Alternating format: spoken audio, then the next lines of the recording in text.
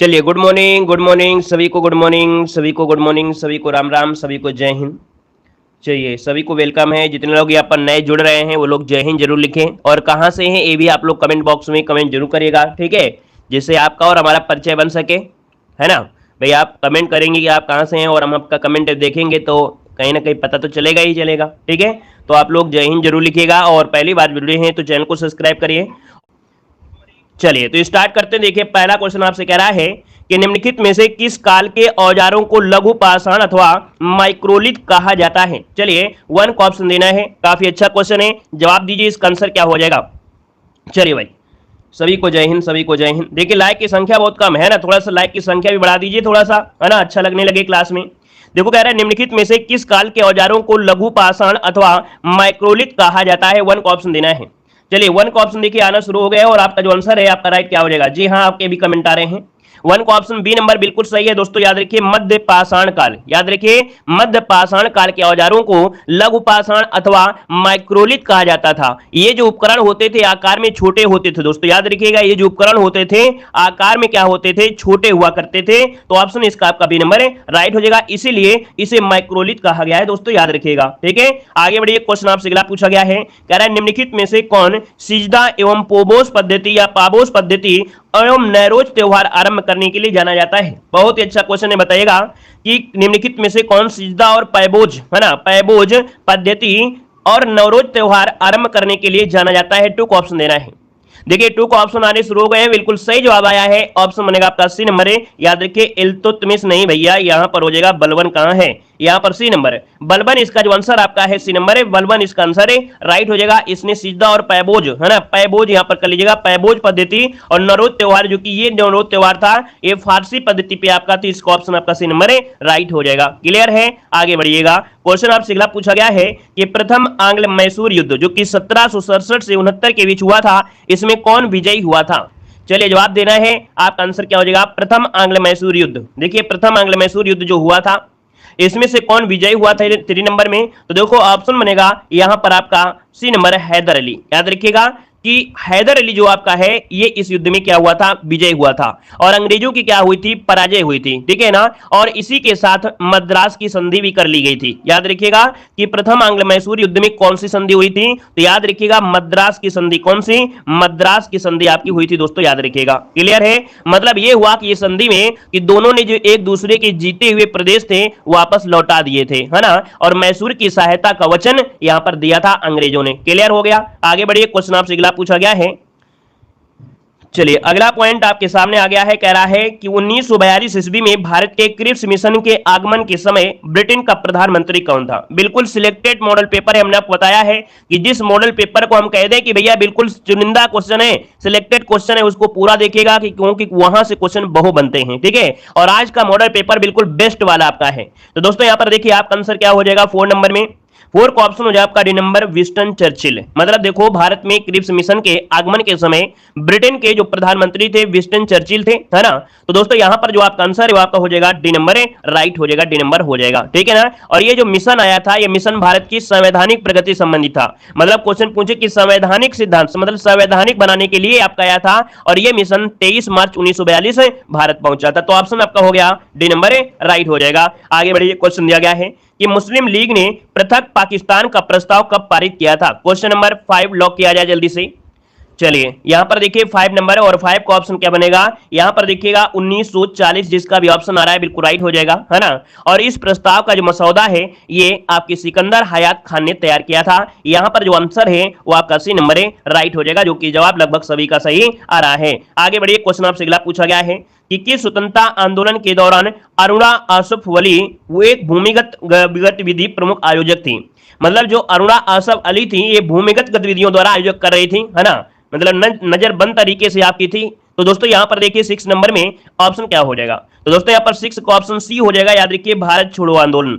याद रखिए, भारत छोड़ो आंदोलन जो कि 1942 में, है ना, इस समय बड़े बड़े नेताओं को, है ना, जो क्रांतिकारी थे इनको गिरफ्तार कर लिया गया था, है ना। गिरफ्तार होने के बाद भी भूमिगत रहते हुए इस आंदोलन का नेतृत्व किया था, और मुंबई के गोलियारा टैंक मैदान में भारतीय राष्ट्रीय कांग्रेस का झंडा फहराया गया था। तो ऑप्शन जिसका आया है सी नंबर, राइट हो जाएगा। आगे बढ़िए, क्वेश्चन आपसे अगला पूछा गया है कि मुस्लिम लीग एवं भारतीय राष्ट्रीय कांग्रेस के बीच राजनीतिक गतिरोध दूर करने के लिए सीआर फार्मूला किसने बनाया था? यहां पर बताना है आपका जो आंसर बनेगा राइट इनमें से क्या हो जाएगा, यहां पर 7 नंबर लॉक किया जाए। चलिए, वीडियो में लाइक की संख्या भाई बहुत कम है ना, जितने लोग यहाँ पर जुड़े हैं भाई फुल सपोर्ट करें, हमें अच्छा लगता है कि रात दिन आप लोगों के लिए मेहनत करते हैं, नए नए तरीके से आपको क्वेश्चन भी लाते हैं जो आपके पूछे जा सकते हैं, ठीक है। तो कम से कम ऐसा तो लगे कि नहीं हाँ कम से कम हमको भी उतना आप लोग सपोर्ट कर रहे हैं जितना हम आप लोगों के लिए सोच रहे हैं, ठीक है। तो एक बार जितने लोग जुड़े हैं है ना लाइक कर दीजिएगा, ऑफलाइन देख रहे हैं तो ऑफलाइन भी लाइक कर दीजिएगा, ठीक है। वेरी गुड, बहुत अच्छे। तो दोस्तों 7 नंबर का जो ऑप्शन आ गया है 7 नंबर में वो ऑप्शन बी हो जाएगा,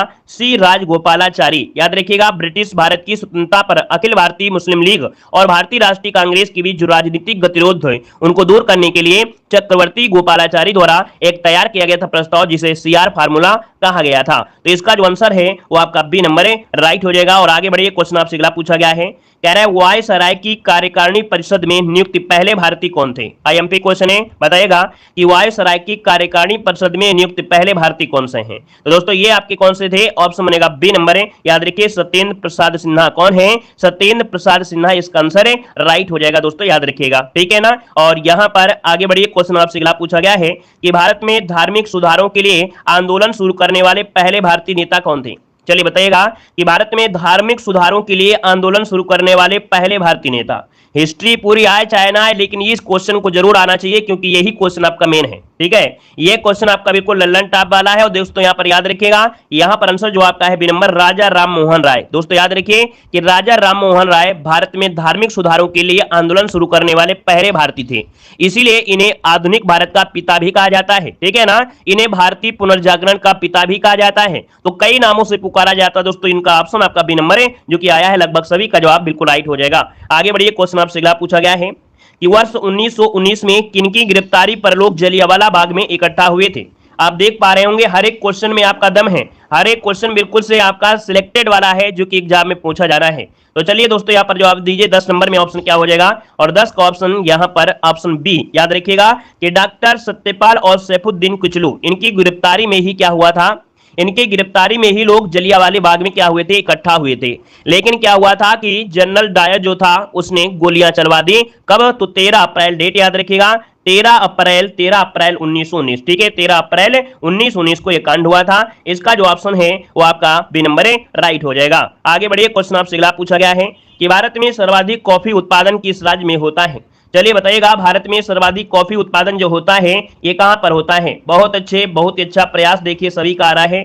और आपका जो आंसर 11 नंबर में बनेगा वो ऑप्शन बनेगा बी नंबर दोस्तों, कर्नाटक। जिसका ऑप्शन आया है बिल्कुल राइट हो जाएगा, कर्नाटक आपका हो जाएगा, ठीक है ना। और यहां पर आगे बढ़िए, क्वेश्चन दिया गया है कि विश्व की जनसंख्या में भारत की जनसंख्या का प्रतिशत कितना है? चलिए यहां पर जवाब देना है, तो विश्व की जनसंख्या में भारत की जनसंख्या का जो परसेंटेज है वो है 17.5, जो कि ऑप्शन बनेगा यहां पर आपका बी नंबर है, राइट हो जाएगा, ठीक है ना। और अगर आपसे हम पूछे कि ये बताइएगा कि क्षेत्रफल के हिसाब में भारत का जो स्थान आपका आता है कौन से नंबर पे आता है, तो आप कहेंगे सर 7वें नंबर में भारत का स्थान आता है क्षेत्रफल के हिसाब पर, ठीक है। आगे बढ़िए, क्वेश्चन आपसे अगला पूछा गया है, निम्नलिखित में से किस इस्पात कारखाने की स्थापना द्वितीय पंचवर्षीय योजना के दौरान की गई थी? हमने बताया था ये क्वेश्चन आपका पूछा ही जाना है। देखिए 13 नंबर की अगर बात करते हैं तो दोस्तों ऑप्शन क्या हो जाएगा यहां पर दोस्तों, ये सभी है ना, क्या ये सभी हमने आपको बताया था, क्या हमने बताया था? बोरू, ये ट्रिक है नोट कर लीजिएगा, बोरू हमेशा बताते हैं आपको, बोरू, भीरू, दुबे और इसके बाद है राज। अब देखिएगा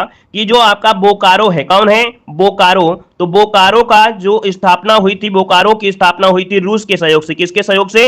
रूस के सहयोग से। और भिलाई की जो हुई थी स्थापना वो भी रूस के सहयोग से हुई थी। दुर्गापुर की हुई थी ब्रिटेन के सहयोग से। किसके? ब्रिटेन के सहयोग से। और राउरकेला की हुई थी जर्मनी के सहयोग से। अब दोस्तों याद रखिए ये जो आपके 3 है ये द्वितीय पंचवर्षीय योजना में थे, लेकिन एक आपका कौन है? बोकारो। और ये बोकारो का आपकी स्थापना हुई थी तृतीय पंचवर्षीय योजना में। किसमें? तृतीय पंचवर्षीय योजना में। अब कभी कभी यही क्वेश्चन बन जाता है कि कौन सा आपका कारखाना है जो द्वितीय पंचवर्षीय योजना में स्थापित नहीं हुआ था। तो अब याद करने के लिए क्या तरीका है कि जब 4 मित्र होते हैं, है ना, 4 लोग खड़े होते हैं और एक हल्ला मारने लगे, है ना, हमारे गांव में या हमारे जो साइड में एक लैंग्वेज बोली जाती है, बुकाइए मत, हल्ला मत मारिए, है ना, हल्ला मारना है, बुकाना है तो यहां से भाग जाइए, ठीक है ना।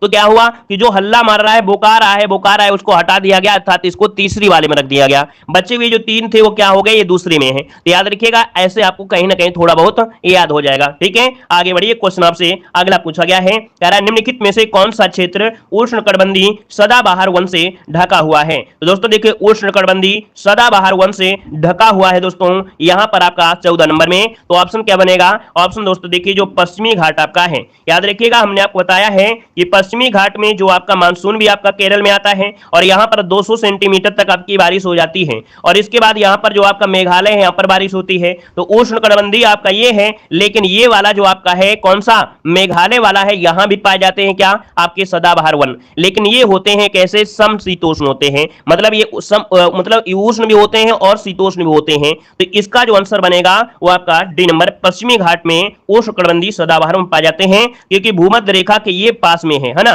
भूमध्य रेखा के ये पास में है, और ये जो आपका है कर्क रेखा के पास है। क्लियर है, समझ गए होंगे। आगे बढ़िए, क्वेश्चन दिया गया है कि किस देश ने वर्ष 1914 में जापानी स्टीमर कामागाटा मारू के प्रवेश के लिए मना कर दिया था। दोस्तों यहां पर देखिए ऑप्शन क्या हो जाएगा, और इसका जो आंसर है वो आपका क्या बनेगा। दोस्तों यहां पर आपको थ्योरी भी आपको है, ठीक है, इसकी थ्योरी भी आपको मिलने वाली है बहुत ही बेहतर तरीके से। तो दोस्तों यहां पर जो आपका आंसर है राइट क्या हो जाएगा 15 नंबर में, ऑप्शन लगभग आ गया है ए नंबर, कनाडा। दोस्तों याद रखिए कामागाटा मारू जी की एक जापानी स्टीमर था, और इसे दोस्तों कनाडा में मना कर दिया गया था प्रवेश के लिए, तो ऑप्शन नंबर राइट हो जाएगा। आगे बढ़िए, क्वेश्चन दिया गया है कि विकास का भारतीय मॉडल किसके हितों की रक्षा करता है। बताइएगा कि विकास का भारतीय मॉडल किसके हितों की रक्षा करता है। तो दोस्तों 16 नंबर का ऑप्शन सी हो जाएगा, ए और बी, अर्थात राज्य और व्यक्ति की सुरक्षा का दायित्व रखता है। यहां पर जो आंसर है आपका सी नंबर राइट हो जाएगा, सी नंबर। क्लियर है, आगे बढ़िए, क्वेश्चन आपसे अगला पूछा गया है, कह रहा है विनिवेश क्या अर्थ क्या होता है। चलिए बताइएगा,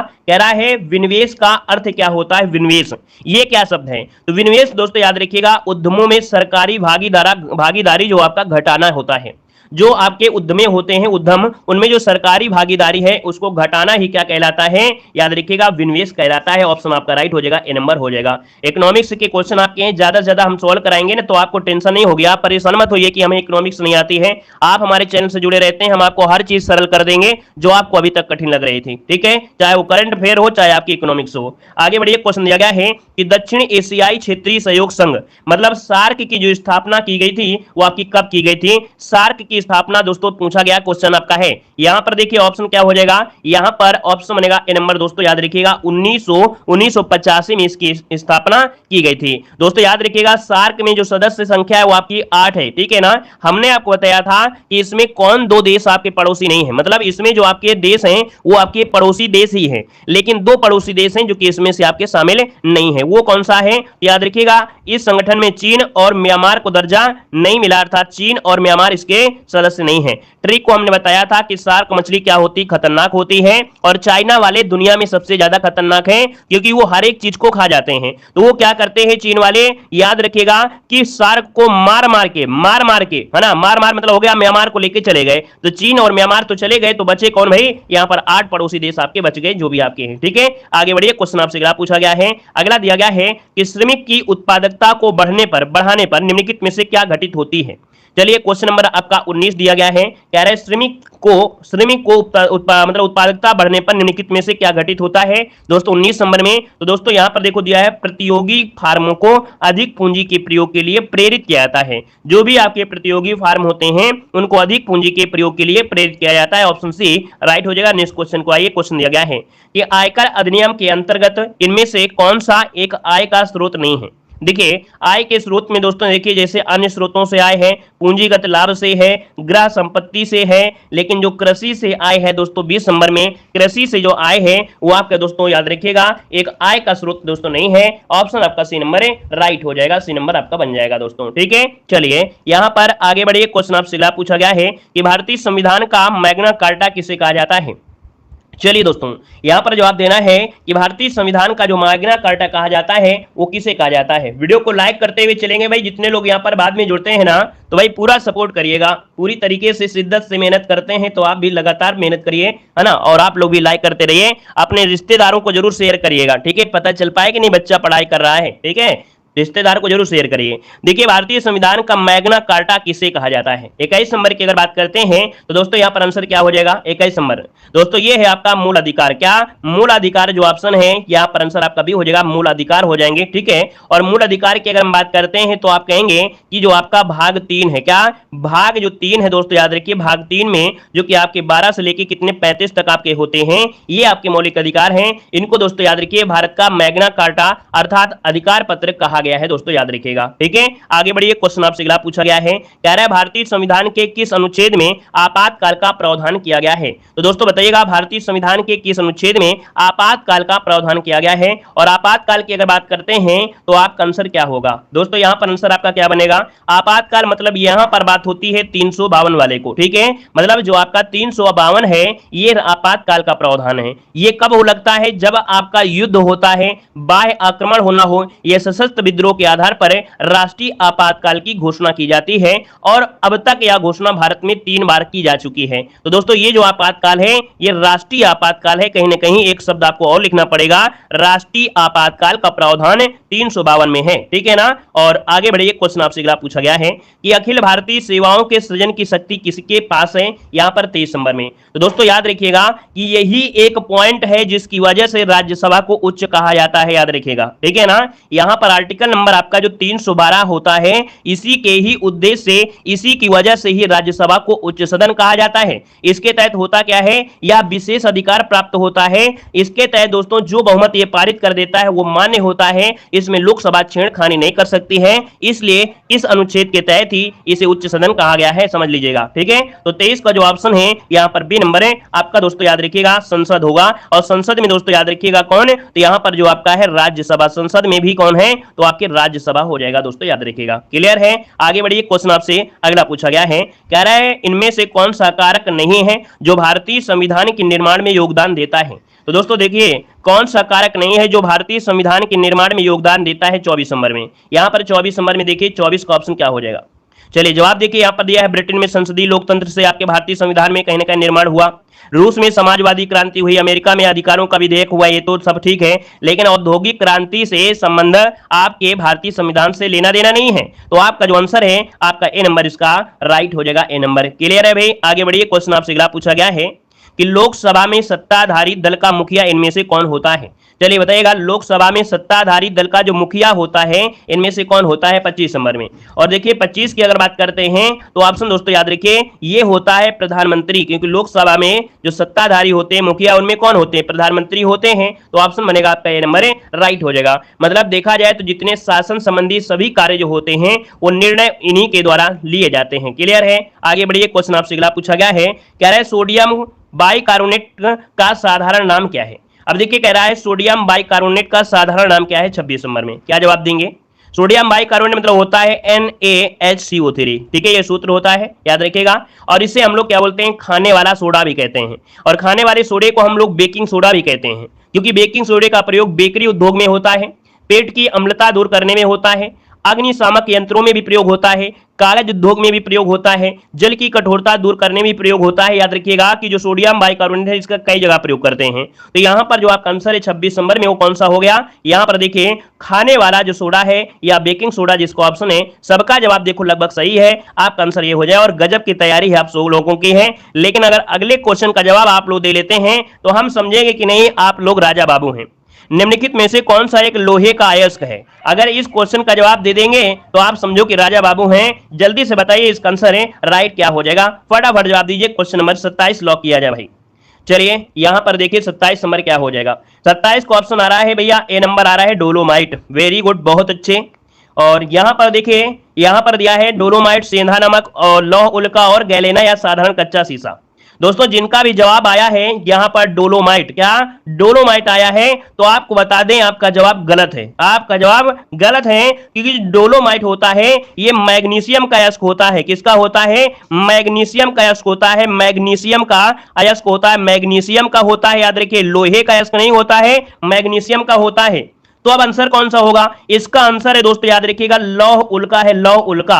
लौह उल्का को हम बोलते हैं सीडेराइट। क्या बोलते हैं इंग्लिश में? इंग्लिश में बोलते हैं सीडेराइट। अब आपको समझ में आ गया कि हेमेटाइट, सीडेराइट ये किसके हैं? लोहे के हैं। तो ये है आपका सीडेराइट है, सीडेराइड यहां पर हो जाएगा। नोट करिएगा, क्योंकि इस क्वेश्चन में सभी के जवाब गलत आ रहे थे। इसका जवाब नोट कर लीजिएगा सभी लोग भाई, ठीक है ना? समझ में आ गया? आनंद भी आ गया होगा क्वेश्चन को पढ़ने में कि नहीं हमने सही लगाया, लेकिन कहां ने कहां गड़बड़ होता है। और ऐसे ही नंबर कटते हैं, ऐसे ही नंबर कटते हैं। लगेगा नहीं सब कुछ सही चल रहा है, बिल्कुल सही है, लेकिन जब एग्जाम सेंटर से बाहर आओ ना तो दिमाग खराब हो जाता है। ठीक है, कह रहा है अल्बर्ट साबिन को किस मतलब विकसित करने के लिए जाना जाता है? चलिए यहां पर जवाब देना है कि अल्बर्ट साबिन जो थे इन्होंने किसका विकास किया था, यहां पर आंसर देना है। आपका आंसर क्या हो जाएगा? चलिए दोस्तों यहां पर 28 नंबर में तो दोस्तों पोलियो का जो टीका है ना, अल्बर्ट साबिन को पोलियो का टीका अर्थात जो मुख से लिया जाने वाला विकसित करने वाला एक टीका है ना, यहां पर जो आपका आंसर है 28 में क्या हो गया है? बी नंबर है, राइट हो जाएगा। पोलियो का टीका इसका आंसर है, राइट हो जाएगा दोस्तों। क्लियर है?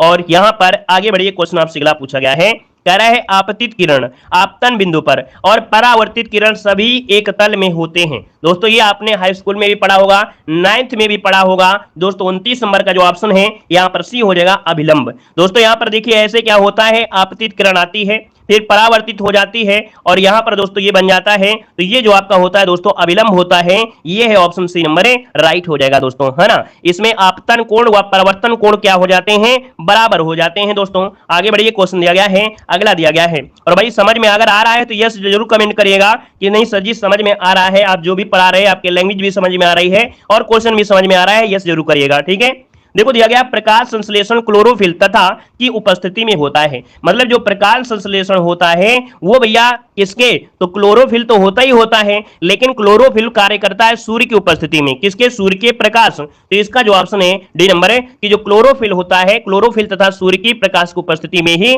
प्रकाश संश्लेषण की क्रिया होती है। दोस्तों याद रखिएगा, एक क्वेश्चन पूछा जाता है कि जो पेड़ होता है उसमें कौन सा तत्व होता है, मतलब उन पे पत्तों में, या पूछेगा जो क्लोरोफिल होता है उसमें कौन सा तत्व होता है, आप कहेंगे सर मैग्नीशियम होता है। या क्वेश्चन ये पूछेगा सूखे पत्तों को जलाने के बाद कौन सा तत्व बचेगा, तो आप कहेंगे मैग्नीशियम। क्या बताएंगे? मैग्नीशियम बचता है, याद रखिएगा। आगे बढ़िए, क्वेश्चन आपसे अगला पूछा गया है, अशुद्ध वाक्य बताइएगा। यहां पर अशुद्ध कौन सा है, यहां पर जवाब देना है। आपका आंसर क्या हो जाएगा? चलिए 36 नंबर लॉक किया जाए, आपका आंसर क्या हो जाएगा? वीडियो को लाइक शेयर करते हुए चलेंगे सभी साथी। देखो दिया गया है कि सीता घर चली, राम पहाड़ पर चढ़ा, फिर राम ने ग्रंथ पढ़ा, हमने सामने बैठे। देखो ये शब्द कहीं ना कहीं बोलने में ही आपको अजीब सा लग रहा है ना? अदर जो आपके कहीं ना कहीं हल्का सा है, लेकिन कहीं ना कहीं जो आपसे अशुद्ध है वो आपका डी वाला इसका राइट हो जाएगा पूरी तरीके से। ठीक है ना? यहां पर हो जाएगा हम सामने बैठो। ठीक है, यहां पर गलती है ऑप्शन डी नंबर में। आगे बढ़िए, क्वेश्चन दिया गया है, कह रहे हैं पित्राज्ञा के लिए सही संविच्छेद इनमें से क्या है? तो आप लोग हिंदी के देखिए क्या है, दादा है, हिंदी के दादा हैं। तो चलिए आप लोग सही करिए, इसका आंसर क्या होगा? पित्राज्ञा मतलब होता है पितृधन आज्ञा। क्या? पितृधन आज्ञा हो जाएगा। मतलब ऑप्शन कौन सा होगा? यहां पर देखिए ऑप्शन डी इसका राइट हो जाएगा। अगर हम आपसे पूछे सर जी ये बताइए कि इसमें आपकी संधि कौन सी है, तो भैया जो त्रा होता है वो आप यण वाले में लगाइएगा। किसमें? यण में लगाना है, याद रखिएगा। यण संधि आपका आंसर है, राइट हो जाएगा। क्लियर है?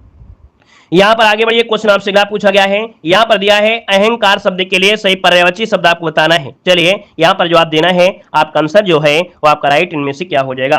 राइट आंसर यहां पर देना है। और राइट आंसर की अगर बात करते हैं, आपका आंसर इनमें से क्या हो जाएगा?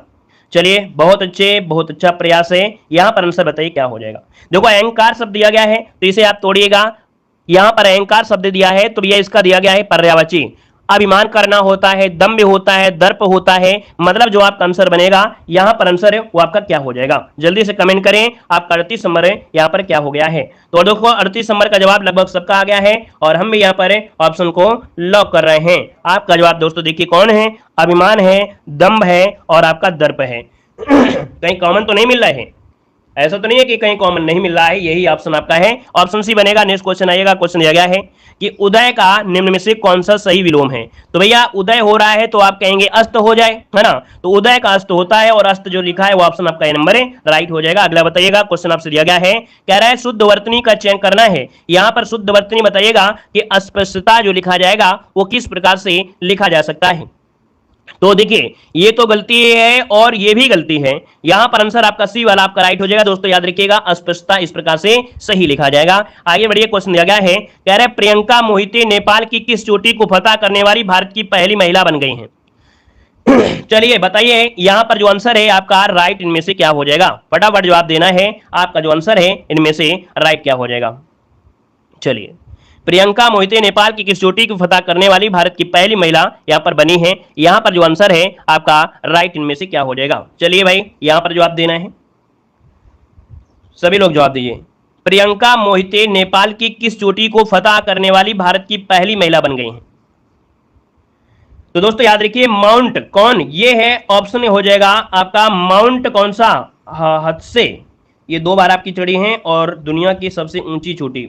प्रियंका मोहिते माउंट अन्नपूर्णा को भी की थी। यहां पर देखिए ऑप्शन जो आपका बनेगा यहां पर कौन सा हो जाएगा, अन्नपूर्णा। दोस्तों यहां पर जो आंसर है आपका डी नंबर है राइट हो जाएगा, अन्नपूर्णा इसका आंसर है, राइट हो जाएगा। दोस्तों आगे बढ़िए, क्वेश्चन आपसे अगला पूछा गया है कि भारतीय अंतरिक्ष अनुसंधान संगठन का मुख्यालय कहां पर है? चलिए यहां पर जवाब देना है, कह रहा है भारतीय अंतरिक्ष अनुसंधान संगठन का जो मुख्यालय है वो आपके कहां पर है? यहां पर 61 नंबर को लॉक करना है। चलिए आपका जवाब क्या हो जाएगा? चलिए आपका जवाब हो जाएगा बी नंबर बंगलुरु। क्या हो जाएगा? बंगलुरु इसका जो आंसर है यहां पर राइट हो जाएगा। और आगे बढ़िए, क्वेश्चन आपसे अगला पूछा गया है कि बिरजू महाराज किस शास्त्रीय नृत्य से संबंधित हैं? बिरजू महाराज को जो संबंध है वो आपके किससे है? बिरजू महाराज, दोस्तों बिरजू महाराज का जो संबंध है वो आपके किससे है? तो ऑप्शन डी हो जाएगा कथक, जो कि आपके उत्तर भारत में आपका प्रसिद्ध नृत्य आपका है। याद रखिए ऑप्शन में आपका डी नंबर है। और अब आपके बीच बिरजू महाराज जी नहीं रहे हैं। आगे बढ़िए, क्वेश्चन आपसे अगला पूछा गया है कि ग्रैमी पुरस्कार में असाधारण उपलब्धि के सम्मान में जो दिया जाता है भैया पुरस्कार, मतलब किस क्षेत्र में दिया जाता है? ग्रैमी पुरस्कार जो दिया जाता है वो किस उपलब्धि के सम्मान में, यहां पर जवाब देना है। तो दोस्तों ग्रैमी होता है संगीत के क्षेत्र में। क्या?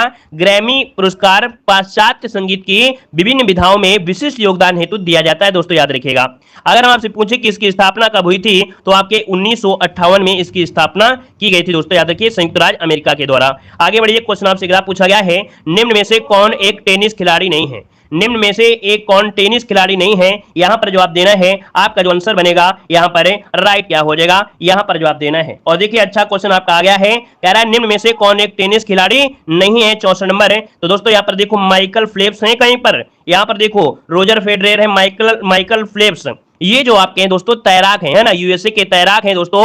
और दोस्तों याद रखिए इनको एक नाम दिया जाता है गोल्डन शार्क। क्या? इनको याद रखिएगा गोल्डन शार्क के नाम से जानते हैं। क्यों जानते हैं, कोई बता सकता है? इन्हें गोल्डन शार्क के नाम से जानते हैं दोस्तों। याद रखिएगा कि एक ही ओलंपिक में सर्वाधिक स्वर्ण पदक जीतने का रिकॉर्ड जो आपका है वो माइकल फेल्प्स के नाम ही है दोस्तों, याद रखिएगा। ठीक है, एक ही ओलंपिक में कई स्वर्ण पदक जीते थे दोस्तों, याद रखिएगा। ठीक है, ऑप्शन बी हो जाएगा। और आगे बढ़िए, क्वेश्चन दिया गया है कि भारतीय राष्ट्रीय ध्वज की रूपरेखा किसने तैयार की थी? बताइएगा कि भारतीय राष्ट्रीय ध्वज की जो रूपरेखा तैयार किया था वो किसने तैयार किया था? इसका आंसर है राइट क्या हो जाएगा दोस्तों? चलिए यहां पर जवाब देखिए आ रहा है और ऑप्शन बनेगा आपका डी नंबर है, ये है पिंगली वेंकैया। ऑप्शन आपका डी नंबर है, राइट हो जाएगा, पिंगली वेंकैया इसका आंसर बनेगा। आगे बढ़िए, क्वेश्चन आपसे दिया गया है, कह रहा है निम्न में से कौन सी संयुक्त राष्ट्र की एक विशिष्ट एजेंसी नहीं है? देखो यहां पर कह रहा है संयुक्त राष्ट्र की एक विशिष्ट एजेंसी नहीं है 66 नंबर में। दोस्तों याद रखिएगा यहां पर विश्व व्यापार संगठन भी है, अंतरराष्ट्रीय श्रम संगठन भी है, यहां पर दोस्तों जो आपका यूनेस्को है वो भी है। ठीक है, लेकिन जो ऑप्शन दिया है बी नंबर है, विश्व व्यापार संगठन नहीं है। इसका जो ऑप्शन है आपका क्या हो जाएगा? एक मिनट रुकिए। तो देखिए यहां पर जो आपका आंसर है बी नंबर है, याद रखिएगा विश्व व्यापार संगठन है, ये एक विशिष्ट एजेंसी किसकी नहीं है? तो संयुक्त राष्ट्र संघ की नहीं है। ऑप्शन बनेगा आपका बी नंबर है, राइट हो जाएगा। ठीक है, और यहां पर आगे बढ़िए, क्वेश्चन आपसे पूछा गया है, यहां पर दिया है निम्न में से कौन सा एक सही मेल नहीं है? अब देखिए आपसे पूछा गया राजधानियां, जो कि सबसे सरल है। अब आप देखिए 67 नंबर में आप देख पाएंगे कि क्या आंसर आपका हो सकता है, क्या यहाँ पर गलत हो सकता है। 67 नंबर है, यहाँ पर लॉक करना है। देखो दिया अंडमान निकोबार दिया है, पोर्ट ब्लेयर दिया गया है, लक्षद्वीप की दिया गया है कवरती हो जाएगा, है ना, दादर नगर हवेली क्या है सिलवासा हो जाएगा, यहाँ पर दिया है पुदुचेरी। लेकिन भाई ये बताइए पुदुचेरी की क्या यहाँ पर चेन्नई है? क्या पुदुचेरी की क्या चेन्नई है? क्या पुदुचेरी की राजधानी पुदुचेरी ही है? इसका मतलब है कि गड़बड़ी है ऑप्शन आपके डी नंबर पर, है ना। तो ऑप्शन जिसका आया है डी नंबर है, राइट हो जाएगा। और आगे बढ़िए, क्वेश्चन दिया गया है कि मैग्सेसे अवार्ड प्राप्त करने वाला प्रथम भारतीय कौन था? मैग्सेसे अवार्ड प्राप्त करने वाला प्रथम भारतीय इनमें से कौन था? 68 नंबर में दोस्तों ऑप्शन क्या हो जाएगा, नोट करिएगा, यहां पर आंसर आपका बनेगा विनोबा भावे। विनोबा भावे मैग्सेसे अवार्ड पाने वाले प्रथम भारतीय थे और ये आपके भू आंदोलन से जुड़े थे। दोस्तों ये क्वेश्चन पूछा जाता है कि भू आंदोलन से कौन जुड़े थे, तो आपके दोस्तों याद रखिएगा आपके विनोबा भावे जुड़े थे। आगे बढ़िए, क्वेश्चन आपसे अगला पूछा गया है, कह रहा है गिर वन अभ्यारण्य किस राज्य में है?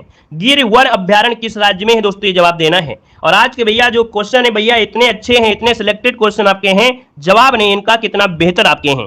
दोस्तों आपका जो आंसर है आपका गिर मतलब गुजरात, जो कि ऑप्शन है आपका सी नंबर यहां पर राइट हो जाएगा। और यह एक राष्ट्रीय प्राणी उद्यान और एशियाई शेरों अर्थात पैंथेरा लियोपार्सिका का एकमात्र निवासी स्थान है। यहां पर आंसर आपका सी नंबर राइट हो जाएगा। दोस्तों एशियाई शेर के लिए जाना जाता है ना। वीडियो में लाइक की संख्या को बढ़ाते चलिए भाई, जितने लोग नए जुड़ रहे हैं और इतने लोग जुड़े हैं, अगर आप सबने सपोर्ट किया, सबने सपोर्ट अगर लगातार करते हैं तो हमको भी लगेगा कि नहीं, जितने लोग भी हैं उन लोगों के लिए हम जो मेहनत करते हैं रात दिन, वो लोग भी हमारे लिए सोचते हैं कि हम भी आपको मेहनत कर रहे हैं। तो भैया आप लोग भी पूरा सपोर्ट करिए, जैसे हम आपको रात दिन मेहनत करके आप लोगों के लिए टाइप करते हैं क्वेश्चन, इसके बाद आपको पढ़ाते भी हैं, है ना। सब लोग लाइक करें। देखो दिया सूरत किस नदी के किनारे बसा है, तो भैया जिसकी सूरत क्या होगा, यहां पर देखिए आपका 70 नंबर में क्या हो जाएगा, जल्दी से बताइए। यहां पर दिया है सूरत जो बसा है वो किस नदी के किनारे, तो दोस्तों ऑप्शन क्या हो जाएगा, यहां पर ताप्ती नदी इसका आंसर है राइट हो जाएगा। ताप्ती नदी किनारे आपका बसा हुआ है। क्लियर है। यहां पर आगे बढ़िए, क्वेश्चन आपसे अगला पूछा गया है। यहां पर देखो दिया गया है कि उत्तर प्रदेश के किस जिले में प्रदेश का पहला गौ भ्रूण प्रत्यारोपण केंद्र का निर्माण किया जाएगा। दोस्तों यहां पर आंसर देना है, आपका जो आंसर है यहां पर राइट क्या हो जाएगा, फटाफट जवाब देना है। आपका जो आंसर इनमें से क्या हो जाएगा, उत्तर प्रदेश के किस जिले में प्रदेश का पहला गौ भ्रूण प्रत्यारोपण केंद्र का निर्माण किया जाएगा, इसका आंसर क्या हो जाएगा। दोस्तों यहां पर आंसर आपका बनेगा ए नंबर बरेली में। कहां पर है, बरेली में किया जाना है, ऑप्शन ए नंबर इसका राइट हो जाएगा। और अगला क्वेश्चन यहां पर आपसे दिया गया है कि हाल ही में उत्तर प्रदेश की कितने हस्तशिल्प उत्पादों को जीआई टैग दिया गया है। देखो हमने उत्तर प्रदेश करंट अफेयर का एक वीडियो बनाया था, हमने बताया है कि जो करंट अफेयर हम स्पेशल बना देते हैं तो वही क्वेश्चन कहीं ना कहीं मॉडल पेपर में ऐड कर देते हैं कि एक बार आप मॉडल पेपर में देखेंगे और एक बार कंप्लीट एक साथ देखेंगे तो रट जाएंगे। इसलिए हमने यहाँ पर 10 क्वेश्चन करंट अफेयर के जो कि यूपी के हैं वो आपके लिए हैं। तो अगर आपने यूपी करंट अफेयर नहीं देखा है तो आप लोग देव जी के trick UP current affair PET search कर लीजिएगा और देख लीजिएगा पूरी तरीके से एक साथ। तो दोस्तों यहाँ पर 2 की अगर बात करते हैं तो दोस्तों याद रखिएगा यहाँ पर जो जवाब है सी नंबर, यहाँ पर 7 उत्पाद, कितने 7 उत्पादों को जीआई टैग दिया गया है, ऑप्शन आपका सी नंबर राइट हो जाएगा। लेटेस्ट करंट अफेयर है। अगला क्वेश्चन आपका दिया गया है, कह रहा है उत्तर प्रदेश सरकार ने किस जिले को माइग्रेट शहर के रूप में विकसित करने का निर्णय लिया है। तो दोस्तों यहां पर देखिए ऑप्शन क्या हो जाएगा, यहां पर ऑप्शन बताइए जल्दी से। ये है लखनऊ शहर। दोस्तों याद रखिएगा कि लखनऊ शहर जो आपका है, लखनऊ जिले को माइग्रेट शहर के रूप में विकसित करने का निर्णय लिया है, ऑप्शन आपका बी नंबर राइट हो जाएगा। और आगे बढ़िए, क्वेश्चन आपसे अगला पूछा गया है कि हाल ही में किस राज्य सरकार ने एक नल एक पेड़ अभियान शुरू किया है। एक नल एक पेड़ अभियान शुरू किया है। दोस्तों याद रखिएगा यहां पर उत्तर प्रदेश, इसका जो आंसर है डी नंबर राइट हो जाएगा, उत्तर प्रदेश हो जाएगा। आगे बढ़िए, क्वेश्चन आपसे दिया गया है, कह रहा है उत्तर प्रदेश के किस जिले में कुत्तों पर शोध करने वाला देश का पहला कैनाइन सेंटर बनाया जाएगा। एक कुत्तों पर भी शोध किया जाएगा दोस्तों 5 नंबर में, तो ऑप्शन क्या हो जाएगा, ऑप्शन बनेगा आपका सी नंबर, बरेली में बनेगा दोस्तों, ऑप्शन सी हो जाएगा। आगे बढ़िए, क्वेश्चन आपसे अगला पूछा गया है कि उत्तर प्रदेश के किस जिले में प्रदेश का पहला डॉल्फिन अभ्यारण्य बनाया जाएगा। तो दोस्तों बताइएगा कि ये प्रदेश का पहला डॉल्फिन अभ्यारण्य है और बनाया जाएगा दोस्तों याद रखिएगा आपके इटावा में। कहां पर, इटावा में। जब आपको हमने पढ़ाया तो थोड़ा कठिन लग रहा था, लेकिन आज देखकर ही आप लोग आंसर लगा रहे होंगे। यही फायदा होता है डेली क्लास लेने से, और डेली क्लास लेंगे तो हर एक क्वेश्चन आपको रटेंगे, चाहे करंट अफेयर हो चाहे कुछ भी हो। चलिए आगे बढ़िए, क्वेश्चन आपसे अगला पूछा गया है, कह रहा है हाल ही में उत्तर प्रदेश सरकार ने कितने नए सॉफ्टवेयर टेक्नोलॉजी पार्क बनाने का निर्णय लिया है। यहां पर जवाब दीजिए, इसका आंसर क्या हो जाएगा। तो दोस्तों यहां पर आंसर क्या बनेगा, तो दोस्तों याद रखिएगा कि 4 नए टेक्नोलॉजी पार्क बनाने का निर्णय लिया है, ऑप्शन इसका जो है बी नंबर राइट हो जाएगा, बी नंबर हो जाएगा। क्लियर है, मजा आ रहा है तो एक बार कमेंट करते हुए चलेंगे जितने लोग भी जुड़े हैं। अगला क्वेश्चन दिया गया है कि उत्तर प्रदेश के किस जिले में कृषि कुंभ 2023 का आयोजन किया जाएगा। दोस्तों यहां पर जवाब देना है, उत्तर प्रदेश के किस जिले में कृषि कुंभ 2023 का आयोजन किया जाएगा, इसका आंसर क्या हो जाएगा। 8 नंबर अगर लॉक किया जाए तो आपका जवाब क्या हो जाएगा, बी नंबर या लखनऊ, बताइएगा। यहां पर जो आपका आंसर है 8 नंबर में वो आपका लखनऊ बिल्कुल सही जवाब आया है, ए नंबर इसका राइट हो जाएगा। आगे बढ़िए, क्वेश्चन दिया गया है उत्तर प्रदेश सरकार ने किसे गौवंश संवर्धन व डेयरी विकास का ब्रांड एम्बेसडर बनाया है। तो दोस्तों यहां पर जवाब देना है, उत्तर प्रदेश सरकार ने किसे गौवंश संवर्धन एवं डेयरी विकास का ब्रांड एम्बेसडर बनाया है। तो दोस्तों ये है आपके Rahul Chaudhary, option B number हो जाएगा, राहुल चौधरी इसका आंसर बनेगा। और आगे बढ़िए, क्वेश्चन आपसे अगला पूछा गया है, कह रहा है आपसे यहां पर दोस्तों दिया गया है कि उत्तर प्रदेश के किस प्रौद्योगिकी संस्थान ने आत्मघाती ड्रोन तैयार किया है। दोस्तों आत्मघाती ड्रोन तैयार किया है, ये किसने तैयार किया है? तो आपके आईआईटी कानपुर ने तैयार किया है। किसने? आईआईटी कानपुर ने तैयार किया है। यहां पर जो आंसर आपका है वो आपका सी नंबर इसका राइट हो जाएगा, सी नंबर हो जाएगा, ठीक है ना। और यहां पर देखो एक छोटा सा चीज छुपा हुआ जा रहा था, है ना, छुपा हुआ जाएगा नहीं। देखो यहां पर एक क्वेश्चन आपको पिछली बार यहां से 4 क्वेश्चन बने थे, इतने ही पॉइंट से 4 क्वेश्चन बने थे। छोटिए सोचिए कि जितना छोटा चीज दिख रही है उससे आपको पिछली बार 4 क्वेश्चन बने थे, 3 से 4 क्वेश्चन। ये क्या है? कह रहे ग्रीन हाउस गैसें कौन है? आपसे पूछेगा ग्रीन हाउस गैस कौन सी है, ग्रीन हाउस गैस कौन सी नहीं है, ओजोन परत को कौन दिक्कत करती है, कौन नहीं करती है ना। तो देखो यहां पर दिया गया है मीना का जलवा। मीना का जलवा ये ट्रिक से आप पढ़ लीजिएगा। मी से मीथेन, ना से नाइट्रस ऑक्साइड, का से कार्बन डाइऑक्साइड, जल से जलवाष्प और आ से ओजोन। ये दोस्तों याद रखिए ग्रीन हाउस गैसें हैं। आपसे पूछेगा कि इसमें बताइए कौन सा नहीं है, तो ऑप्शन में आपको नाइट्रोजन जरूर देगा और नाइट्रोजन वाला ही ऑप्शन आपका राइट हो जाएगा। क्लियर है ना। तो ये ट्रिक को आप भी नोट कर लीजिएगा, पहली बार पढ़े हैं, इसके पहले भी पढ़ा होगा आप लोगों ने, तो इसको नोट कर लीजिए, स्क्रीनशॉट लीजिए। पिछली बार 2-3 क्वेश्चन यहां से बने थे, ठीक है। आगे आते हैं अगले पॉइंट में। अगला पॉइंट आपके सामने आ गया है जो कि यहां पर आ गया है, जो कि हम लोग जो कल पढ़ रहे थे उसी की सीरीज में। महात्मा बुद्ध के जीवन से संबंधित प्रीतात्मक पशु कौन है? दोस्तों देखिए हाथी की अगर बात करते हैं तो हाथी दोस्तों गर्भ में आने का प्रतीक था, है ना। जब भगवान बुद्ध जो आपके गर्भ में आए थे, ये हाथी का प्रतीक है। और भगवान बुद्ध जब घर छोड़े थे तो ये घोड़ा का प्रतीक हो जाएगा, है ना। सांड की अगर बात करते हैं तो यौवन का है दोस्तों, और शेर है आपकी समृद्धि का है। शेर जो आपका है समृद्धि का है। अगला दोस्तों देखो दिया गया है कि बुद्ध के जीवन से संबंधित 5 महापद चिन्ह जो आपके हैं कौन? जैसे जन्म है तो जन्म में क्या है? कमल और सांड है, ठीक है, कमल और सांड है। ज्ञान दोस्तों पीपल अर्थात बोधि वृक्ष, पूछेगा बोधि वृक्ष है, ये ज्ञान से संबंधित है, ज्ञान आपका हो जाएगा। वहीं पर जो आपका चिन्ह है स्तूप, स्तूप का संबंध दोस्तों याद रखिए इनकी मृत्यु से है, महापरिनिर्वाण से है। और अगला है कि दोस्तों घोड़ा, तो घोड़ा दोस्तों याद हो जाएगा कि ग्रह त्याग से संबंधित है, किसे? ग्रह त्याग से हो जाएगा। और जो पद चिन्ह है ये आपके निर्वाण से हैं, निर्वाण से हो जाएंगे, ठीक है। और अगला पॉइंट आपका देखो यहां पर दिया गया है बौद्ध संगीतियां। बौद्ध संगीतियां आप पढ़ लेंगे तो मतलब आज की क्लास से 2 क्वेश्चन तो आपके यहीं से कंफर्म हो गए। यहां पर भी ट्रिक आपकी है दोस्तों कि राजा महाराजा आजा, क्या ट्रिक है? पहली पंचवर्षीय योजना है, सॉरी पंचवर्षीय नहीं, प्रमुख जो बौद्ध संगीति में पहली बौद्ध संगीति है वो है राजा महाराजा आजा। राजा मतलब हो गया राजगृह में पहली बौद्ध संगीति हुई थी। महाराजा मतलब हो गया कि महाराजा जो अर्थात जो महाकश्यप थे ये क्या थे? अध्यक्ष थे। और आजा मतलब हो गया आजाद शत्रु के समय ये आपकी हुई थी, ठीक है। अगला है कि वैश्या सबका काल है। तो दोस्तों याद रखिएगा कि दूसरी बौद्ध संगीति कहां हुई थी? वैशाली में हुई थी, ठीक है ना। और याद रखिएगा ये जो सबका है मतलब यहां पर सभा कामी ये अध्यक्ष थे। और शासन काल किसका था? कालाशोक का था। किसका था? कालाशोक का था। वहीं पर तीसरा है पटाओ मत आशिक। तो पटाओ मत आशिक याद रखिए तृतीय बौद्ध संगीति पाटिल पुत्र ये क्या है? स्थान है। मोगली पुत्र जो आपके हैं दोस्तों वो क्या थे? अध्यक्ष थे। और दोस्तों यहाँ पर जो अशोक हैं वो क्या है? आशिक हैं। तो ये अशोक हो गए जो आपकी तृतीय बौद्ध संगीति। अगला दिया है कुंवर जी कंगाल हैं। तो दोस्तों कुंवर जी कंगाल हैं मतलब बौद्ध संगीति की जो चौथी आपकी हुई थी वो कुंडल वन में हुई थी। और इसके वासु जी जो आपके थे क्या थे? अध्यक्ष थे। और कनिष्क क्या थे दोस्तों? कनिष्क इसमें क्या थे? इसके समय की बात हो रही है, ठीक है ना। तो दोस्तों यहां पर जो आपके हैं ये आपके शॉर्ट ट्रिक में आपने पढ़ लिया, ठीक है ना। और भी आपके हैं अगला पॉइंट जो आपका है वो है महावीर से संबंधित व्यक्ति, है ना। तो इसको